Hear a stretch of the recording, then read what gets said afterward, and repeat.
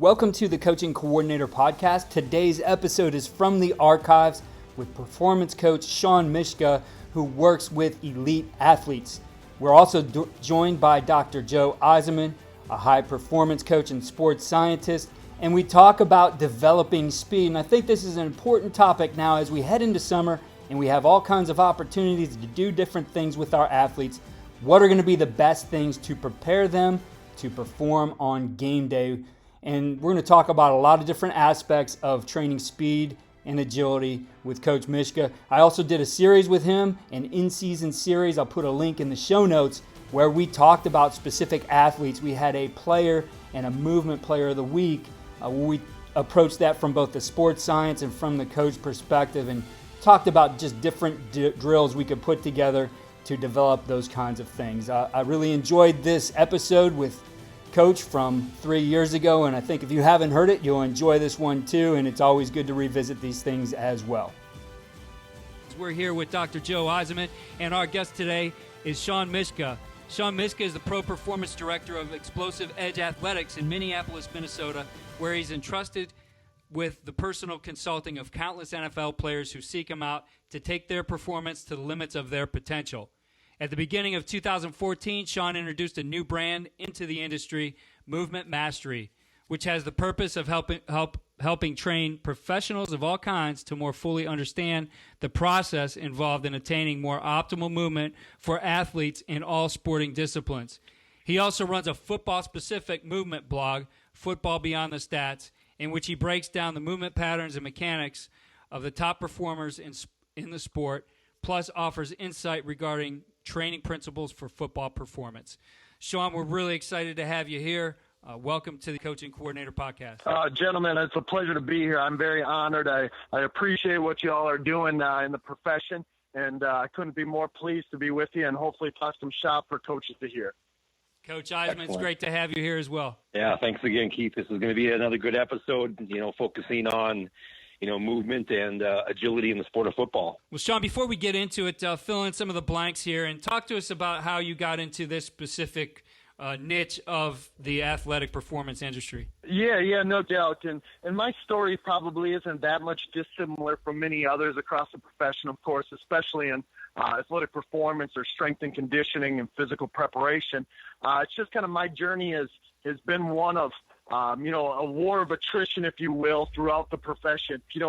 For me, first and foremost, it all kind of stems from my passion and energy being put forth to American football. It's even though I'm a former national level competitive bodybuilder, and typically people think or associate that with the strength and conditioning side and maybe some of the path that I've gone down in order to get here, but I've really always been intrigued and fascinated by the movement that takes place out on the football field. And that should probably come as no surprise with where our conversation is going to go. But throughout my career, it's kind of been hallmarked by different, let's just call them forks in the road. And I'm sure we'll kind of get into that a little bit with probably some of the questions that y'all will ask. But oftentimes, throughout this profession, we all are coming from the same place. We love to help people reach the heights of their potential, and I'm really no different in that regard. But my journey kind of started at the University of Wisconsin-Stevens Point, at least with training football athletes. And Wisconsin-Stevens Point being a D3 school, didn't have a strength coach at the time. And I just, because of my passion in American football or football athletes, and I wasn't playing football anymore, beyond that point in my career and my life, I was already competitive bodybuilding, but because they didn't have a strength coach, I just started taking on athletes, started taking on football players, trained a number of really good Division III football players, and that just kind of, just got my bug going even more to make a career out of this. After I left my undergrad, I had a very, very, very short stint with the Chicago Bears in the 2003 season. And then from there, just got over to Minneapolis and started training athletes of all levels.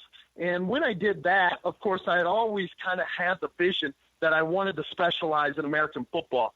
Well, by the grace of God, just shortly thereafter, happened to come across a number of NFL football players who entrusted me with taking over their preparation. And the rest, I guess, as they say, is history, because from there, now for the last 10 years or so, the last decade, I've pretty much specialized just in the work of NFL football players or super high-level college athletes who then have a goal or aspiration and a really good chance and potential of reaching the NFL. So, I'm definitely blessed to be able to do what I do, but kind of, some of the things that you probably heard me say there in my answer is that for me, it all comes down to movement. And those forks in the road typically have to do with me attempting to understand movement that takes place on a football field at a deeper level. And hopefully we're able to kind of get into that for all the listeners, for all the coaches out there, and able to give you, or those listeners as well as then anyone who might be just interested in American football, hopefully a lens to be able to see it in a different way. And that's the biggest thing that my journey, as I talk about those forks in the road, my journey really involves being able to see football, hopefully in a little different way, and kind of capstone that whole long-winded answer about my journey or my background. That's the way that I've kind of begun to view it. I kind of live and die now, at least in the profession, by an age-old quote by Dr. Mel Siff and Dr. Yuri Verkhoshansky that says, "Sport is a problem-solving activity where movement is used to produce the necessary solutions." And hopefully that kind of starts a spark there for some of the direction that we're going to take the coaches and the listeners here today. Well, definitely we're going to get into all those things, and at some point I'll kick it over to the good doctor here to get into some of the sports science behind agility. I think you really bring up a great point there, and something I would tell my football players all the time when I coached them was that I did not want robots out there running the lines like they're drawn on the diagram, because that diagram is just a starting point. There's so many things that happen along that line that they have to react to, and obviously that's built into agility. So I think there's a huge, misconception in how you teach athletic agility, that it has the field application that you need. You certainly can teach players to run patterns and to move their feet quicker through patterns, but they have to do that when reacting to something as well. So I'll see these videos on YouTube or on Facebook where some NFL receiver does all these crazy movement patterns around a cone and zigzags through this ladder and then runs the top of a route, catches the ball, and does 4 or 5 other things.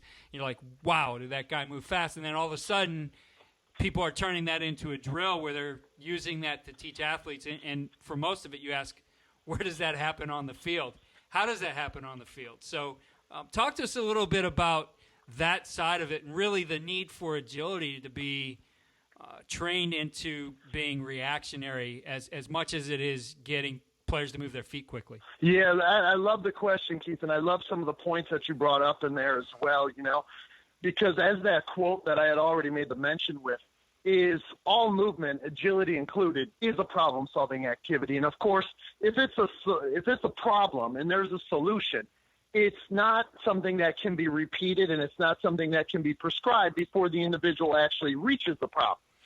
And so I think the biggest thing when I look at agility is we have to look at kind of redefining agility as to what it really means. That which what you described is nothing but a change of direction, task, or activity. And oftentimes, there's something to be said about that. We got to be able to get athletes to be able to coordinate and control their movement mechanics and their technical execution more readily, and combine movement patterns and in different movement planes and things like that. There is value in that. There is no doubt. But to say that's agility is really a misnomer, because as you made the mention, we don't want to train or create robots, because football is messy. Football is chaotic. Football is complex. And it's ever-changing. It's dynamic when it takes place in the organic environment. So the biggest thing for me is kind of redefining agility and separating it from change of direction.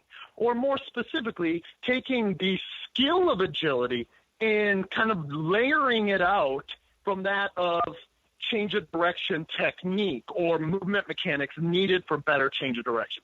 there's a nuance there. There's a difference there. When we're talking about agility, we're talking about a skill that involves being able to link perception and then decision making and then an action. So we talk in the movement science field about perception action coupling, if you will. But really what we see there is we can never separate one from the other when we look at it in sport. Very, very rarely in the sport of American football, when an individual steps to the line, does the solution actually occur in the ways, exactly the ways that they would have practiced. It's going to be nuanced and different every single time. That would be the idea of movement variability, of course. Now, when we look at agility, and we make that link between perception and action, what we see lying in the middle of that is intention or a decision, and a decision to be made. And when a person lines up in one of those quote-unquote movement obstacle courses, if you will, or whether it's, cones set up in a certain way or hurdles that they have to step over in between, or, like you said, them doing, some sort of funky movements in between from point A to point Z, or an agility ladder, or whatever it might be, these pre-planned type movement responses typically are not happening in response to a relevant stimuli that's occurring in the environment. And of course, a relevant stimuli is one that is living, breathing, it's constantly changing, and it's changing in response to kind of this dual relationship that is happening between a player and their opponent. And that's not to say that everything that we have to do to train for agility has to be done with a live opponent. But the more we can stop watering down the information that must be perceived and then our response directed towards, the better off we're actually going to train for true agility that's going to occur on a football field. So it has to be, for me, agility has to be a more dynamical system. It has to be one where there's a relationship happening between the solution that the athlete is coming up with and the problem that lies in place. And that problem, again, typically has to be constantly changing. So there has to be relevant stimuli. The athlete has to have the ability to identify that stimuli and learn to adapt their movement in response to how it's being changed. And if coaches can start to wrap their head around that idea, of course, football and football drills and activities become much more creative. But typically what emerges from that is an athlete who's highly adaptable. They own their movement. They can perform better under the complex problems that occur, the chaos and the pressure and the anxiety. And, of course, that's what we're really trying to develop. If we're trying to develop more masterfully prepared athletes, that mastery comes from someone who has the ability to be an effective problem solver. So, I think for me, when we really try to look at agility, we have to think about its separation from traditional drills and look more as to how it actually occurs in the emergent behaviors in the sport of football. Shawn, that's a great explanation and, a conceptual model. Let's take this to a practical example. And let's think of, the high school football player. And, of course, you've had the good fortune to work with a number of NFL players, who have exceptional physical attributes. And, let's think of some incoming freshmen and, some lesser physically talented high school players. And again, there's this notion of change of direction. And again, let's think about cone drills, the pro agility. We know where we're going. It's planned. And then more of the agility, which requires, a stimulus and perception and decision making, right? But let's walk a high school football coach who is starting to teach change of direction and agility to incoming freshman JV football players who may not have the deceleration and change of direction mechanics necessary. Let's walk coaches through a progression that you may take an athlete of that nature through. Yeah. And Doc, I think that's a really good way because, obviously, though I would argue that there's nothing more practical than a really concise and precise theory, we still want to make sure that we're giving something applicable here than a bunch of theoretical ideas and trying to, burst everyone's bubble. I think the biggest thing that we have to look at here is individuals attempt to maybe apply one of these types of frameworks or models is that we don't have to just throw the athletes through the, into the fire or to the wolves, so to say. We can just start to essentially begin by moving from just repetition of fundamental motor actions using what we would refer to as maybe optimal form or proper form or technique. We want to just basically make it a progression. And instead of just throwing them to the fire and the messiness, though I can do that with my NFL players because, let's face it, the NFL player is a really extraordinary compensator. But most individuals who are listening aren't working with those compensators who were just here with the sperm lottery, of course. They're working with the individuals like what you described. So by having maybe a better progression to moving on from that repetition towards incorporating the implementation of problem solving, I think first and foremost, we can take the types of drills or activities that typically people would use often with cones, for example. You mentioned the pro agility in there. One of the quickest, easiest ways that I would make a mention to most coaches who are trying to do this for the first time, trying to make things a little bit more agility-based, is I would say remove where that cone is and put an individual, put a human being. For example, in the pro agility, if we're talking about a 5-10-5 drill, we can start that drill or activity by going off of a stimulus to begin with. Maybe they're going right or left, and maybe the stimulus stands in front of the athlete and tells them to go left or right. Maybe it's with a verbal cue, such as, again, telling them. Maybe it's with a visual cue, such as pointing left or right. Maybe if it's an offensive player and the individual steps to the left, they would go to the right, because obviously offensive and defensive players will behave differently there. You can make small tweaks and adjustments like that to those types of drills that we typically would use. Then maybe when they're coming into the break or the change of direction after that first 5, maybe it's not 5 yards every time. Maybe it's 4 yards on one rep, it's 6 yards on the next, it's 8 yards on the third. And maybe it's not happening at a cone, but maybe it's happening with a human being who starts by moving stationary, and the person would have to change direction at that stationary target. And then once they get progressively, or once they control, you can progress the activity to where that person is moving. Maybe they're moving straight at a line at the person or at the individual to change direction. Then from there, once they start to get more adept at being able to adapt their movement patterns in that way, maybe then you're having a response at a person at an angle, or 2 individuals coming to help you try to read more relevant stimuli in that way. And so by taking a typical activity that typically would be a closed activity, a pre-planned movement response, or just what I would refer to as a biomechanical repetition, where you already know where you're going to go, and the only thing that you're working on is change of direction biomechanics, all of a sudden we've added a little bit of messiness to it. And that little bit of messiness not only typically relates to an athlete having to solve problems, but the individual starts to become a whole lot more comfortable being uncomfortable. And in that discomfort, learning typically lies. And when learning starts to occur, then we can expect motor performance to start to increase later on down the road when we want to transfer it to an actual live chaotic environment, such as on a Friday night or a Saturday afternoon or a Sunday afternoon in my case.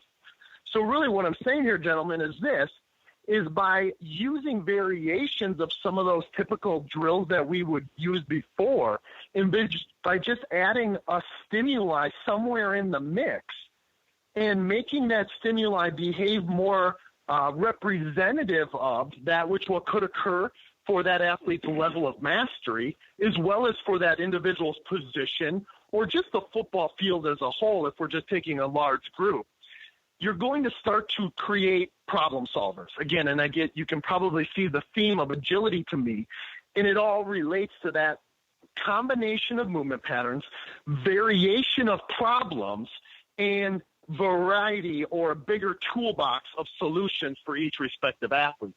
And then slowly what you will see occurring is we can start to move more of our competitive practice events and tasks for those football coaches who are truly position coaches out there, you can start to make the drills that you use behave a lot more like what happens on a Friday night or Saturday or Sunday afternoon as well. So hopefully that started to kind of give some framework there. You see a lot more random practice. You see a lot more temporal and spatial variability of the drill, meaning timing and location of a change of direction.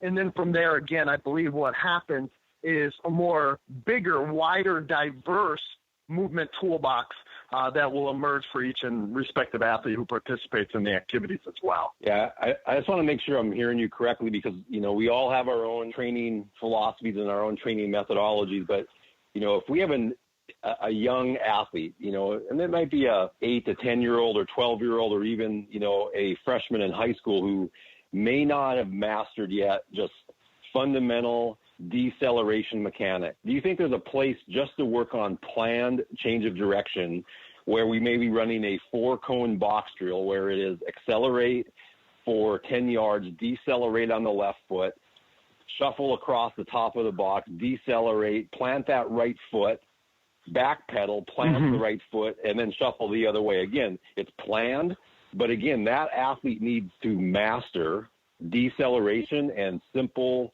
change of direction mechanics. Do you think there's a place for that? I do think there is a time and a place for that. So I don't want to misconstrue or mislead anyone from thinking otherwise. Typically people will give me the criticism when they hear me talking about open agility, saying that, well, that's fine and dandy because I work with NFL players. But when it comes down to an individual who has to master more fundamental movement skills, what do I do then? And, of course, most of the listeners out there probably work with more of those individuals than they do NFL players. So, gentlemen, don't get me wrong there. There definitely is a time and a place for the use of what I would refer to as biomechanical repetitions, or the use of activities that will require the repeating or repetition of fundamental movement skills or action. There definitely is a time and a place for that. And the one thing that I would say is more often than not, the more that you can change that up so it's more repetition without repetition. So maybe it's one of those things where that box drill that you just described changes every single rep once they maybe have mastered a certain amount of proficiency or display a certain amount of proficiency. The use of the word master there is probably a little overzealous, but when I say they've gotten more control or they've gotten a more repeating, a less variable, a more consistent movement solution, maybe what we could do there is instead of the box remaining at 5 yards, maybe we take it in one rep at 6, the next rep at 7, the third rep at 5, or maybe we just change the combination of movement patterns that they utilize. The one thing that I will say there is we don't want them to get too comfortable in the repeating of the practice condition, because we know at some point there, even if they have to get more precise, get more controlled with fundamental movement biomechanics, they still have to be able to apply it when the environment or the task gets manipulated in some way. So there's a time and a place for blocked rehearsal of biomechanical repetitions, but I wouldn't be as hesitant as I maybe once was 7, 8, 9, 10 years ago in my own career, where I was just looking at basically creating the robots that Keith described before, where I was maybe looking at too much perfection or expecting too much perfection out of my athlete. And what happened there is, I was kind of went with the old implications of some of our old traditional motor control and learning theories, where I was just looking at idealized movement patterns, where I was trying to get everyone to kind of fit within this technical model of movement for whatever respective movement pattern we were referring to. I strive for perfect practice. I strive for just have to do more reps. I almost had too much constant instruction and feedback. And once I started to make the connection that my athletes weren't actually getting a lot of transfer or retention of that work, I started to just add some messiness, and I started to see a whole lot greater transfer. And that was back when I was still working with some lower level of mastery and qualification of football athletes as well. So I think no matter what level of athlete you're working with there, you should always strive to get cleaner or crisper or more efficient and effective biomechanics. But what we have to do is constantly get them to the point where they can start to own that movement a little bit more when the stimuli starts to change or the activity starts to change ever so slightly. So hopefully that made some sense, and I didn't get people realizing or thinking that I'm too far on one end of the spectrum, but realize that there always is somewhat of a continuum or a spectrum there that we have to work with and for as well. Yeah, so regarding ends of the spectrum, I must bring this up. Obviously a hot topic on social media related to strength and conditioning coaches in the football community, and that's the agility ladder. So would love to hear your comments related to the agility ladder. Typically when people get me on, they definitely go down that route. If those of you who, out there listening who have followed me, probably either like me or hate me based on a video that I made a number of years back, which was probably my most watched video for Movement Mastery since I created my brand Movement Mastery, which is a content development site. So I'm constantly talking about topics related to motor control and motor learning and skill acquisition. And I made a video a number of years back when I was really fired up over the topic that Keith brought up earlier, which was sort of these obstacle courses that were existing for change of direction / agility. And of course, based on our previous definitions, we have started to realize that those obstacle courses, typically, unless they involve a living, breathing stimulus, typically aren't really truly for agility. They're for change of direction. And, of course, I was so fired up about it because there were NFL players that were posting videos of themselves doing this. That I made a video talking about, something along the lines of stopping the insanity of the agility ladder. Because I truly feel like the world would be a better place if every agility ladder was burned today. That's how strongly I feel about its ridiculousness. And the reason is not so much its use, but the way that people think that they're utilizing and what they actually think they're getting from it. Oftentimes we think because it says agility before the word ladder, that if we lay it down and we have an athlete master the repetitive motor actions of the karaoke or the in and out type pattern or whatever pattern that they're going to place the athlete under, then they do their fast feet type of activities, that they're actually getting more agile. But oftentimes when we watch the athletes actually perform on that agility ladder, often what we see is, first and foremost, we see zero perception and intention as what it would occur out on a football field. So the agility that would be being attained would only merely be the physical ability or general motor ability of base level coordination. General coordination, of course, because typically we see zero relevant stimuli whatsoever. And the biodynamic structure then of that movement solution that's being placed or emerging, I should say, from the problem of the agility ladder is nothing that has any sort of contextual underpinnings of that of what happens on a football field. There's no problem to respond to. The problem is all rehearsed. It's laying there. It's never changing. And the only thing that's changing is one solution on how they're going in and out of the actual squares on the ladder. And so the biggest thing or contention that I have with it is the fact that when we look at it, we think that we have these individuals who are basically becoming robots, and they're going in and out really fast. There's a number of individuals who are posting these videos across the profession. And like Keith said, you have an NFL player who can do it extraordinarily fast, and they maybe do it along with a hurdle at the beginning and a bunch of cones that you have to do a dance around at the end.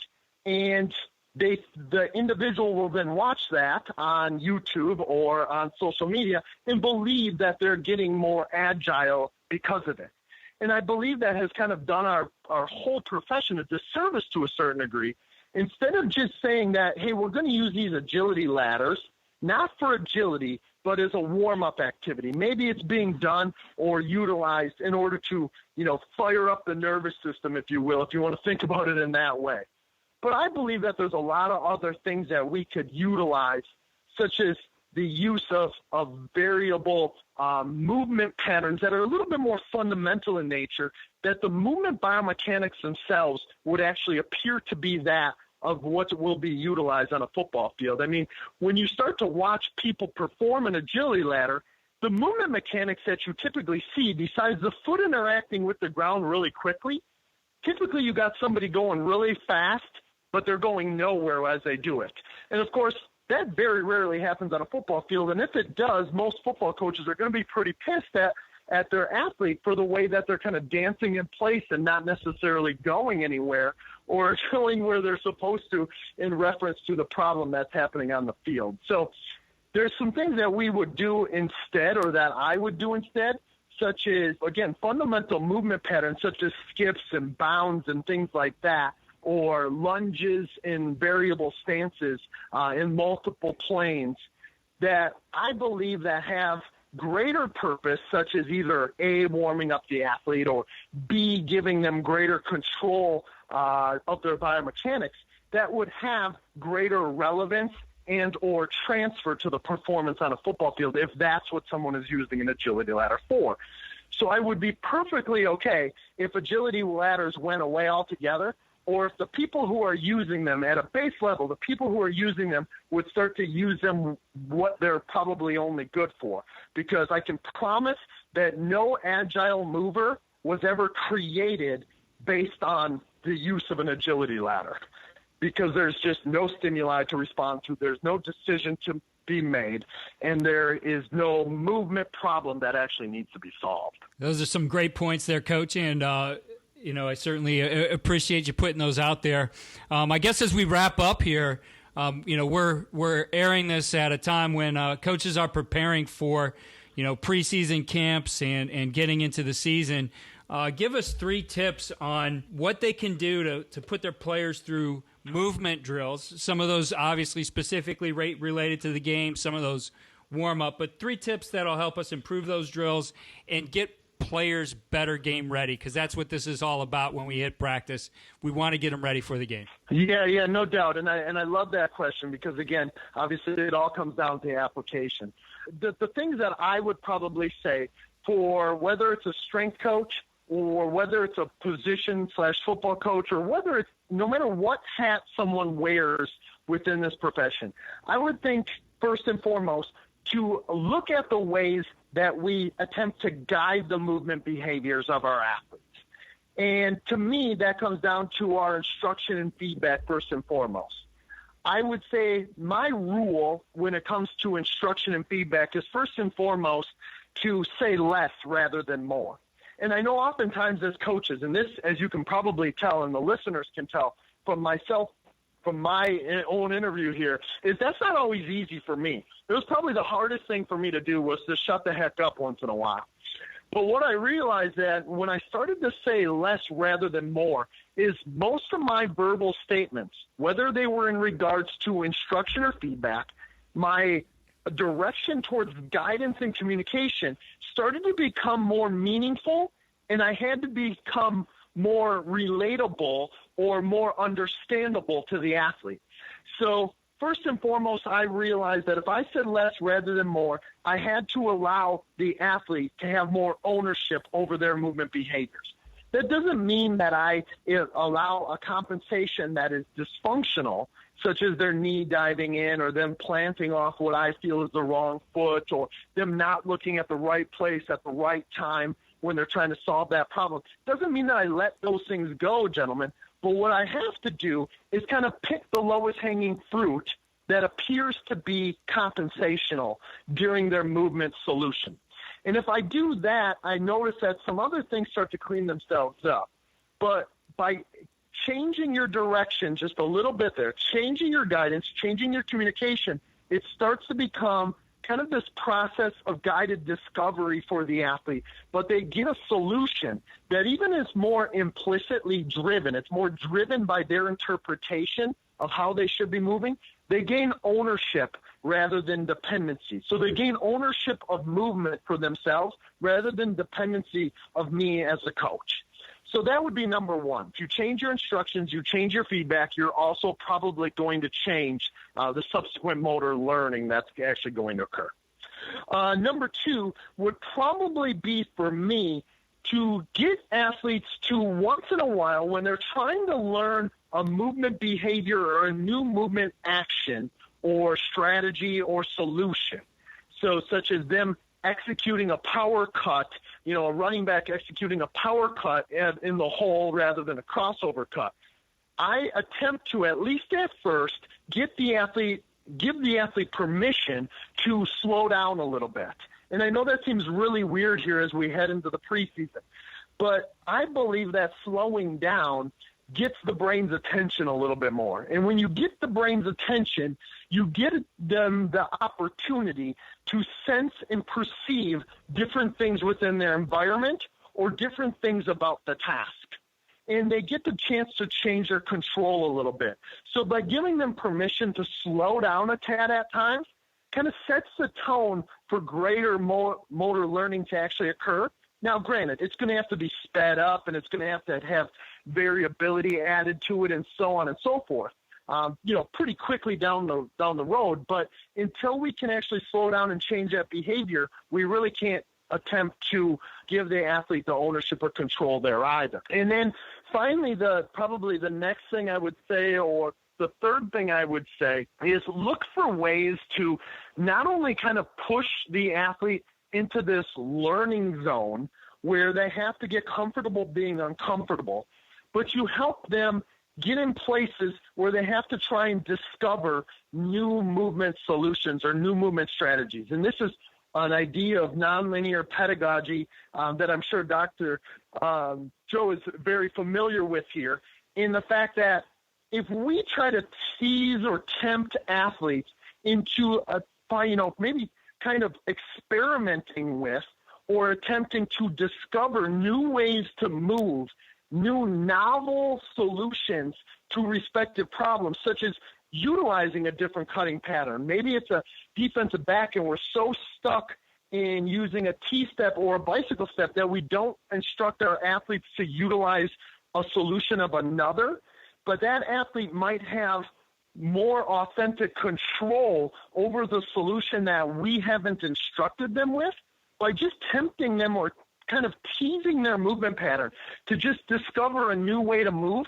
That would be the third one. Now, that requires us as coaches and as teachers to be a little bit more comfortable being uncomfortable as well. Because if I believe that a T-step is the way, then I have to kind of step out of my comfort zone and give that athlete permission to maybe use more of a bicycle, or maybe what will then emerge out in a natural, organic, chaotic environment of the field will maybe be more of a hybrid of that solution, maybe one that is going to be more authentic to that individual. So again, first and foremost, I would say look for ways to change your guidance and your communication. Second, of course, like I said, kind of get them to slow down at times. And then third, help, get them to a point where they maybe have permission to find authentic movement solutions. Yeah, Shawn, great stuff here. And on behalf of USA Football and the Coach and Coordinator podcast, I want to thank you for being on the show and really providing us with a thesis on human movement and agility in football. And I want to remind the listeners that we'll be continuing the high performance series on the Coach and Coordinator podcast with a variety of topics related to high performance, strength and conditioning, and sports science related to the game of football, so that coaches and athletes can optimize their performance. Yeah, Shawn, it was great to have you on the show. Thank you for sharing those things. I think there's a ton of useful information there. We certainly look forward to having you back here maybe as the postseason. Guys are preparing for 2018. As crazy as it sounds, that'll be on us quick, I know, too. But also give us some ways to connect with you. I know you're out there on social media, and mention your blog as well. I think it's outstanding what you do there. Well, I definitely appreciate, gentlemen. I appreciate the opportunity, and the pleasure is definitely all mine. So anytime that you want me back, I'm always game. And that being said, for any of those individuals, I know I went through a lot of information really quickly there. But again, I would encourage anyone listening to reach out to me. I'm always willing to chat with individuals who are passionate and trying to do better ways or trying to find better ways here to help their athletes reach optimal performance. So a few ways to get in touch with me there would be, first off, my email. That's Shawn, SHAWN, at optimizemovement.com. So optimizemovement.com, and that would be first and foremost. Second of all, you can type in my name, Shawn, SHAWN, and then the last name is Myszka, MYSVKA. Type that in on YouTube, and I have a YouTube channel where I discuss a whole lot of different topics related to performance. People can find my fun little agility ladder video on there, as well as a host of many others. I think I have something like 85 or 90 videos now that is free content on there where I just discuss motor learning and motor performance and other movement type ideas on there. And then, like you said, my blog, which is footballbeyondthestats.wordpress.com. So the world's longest URL there, footballbeyondthestats.wordpress.com, where I kind of go through week by week throughout the NFL season and break down movement that's occurring on a football field that happens in the National Football League to give people a kind of a better idea as to what my lens is kind of turned to when I watch a game of football, and hopefully it'll help others be able to see things a little differently as well. But hopefully that gives some people some ways to contact me, and I would encourage anyone who's thinking about doing so to do just that. I will definitely get back in touch. All right. Thanks, Coach. Thanks for your time again, and look forward to talking with you in the future. Thanks again for listening to the Coaching Coordinator Podcast. Follow all we're doing at coachingcoordinator.com and follow me on Twitter at Coach K. Grabowski.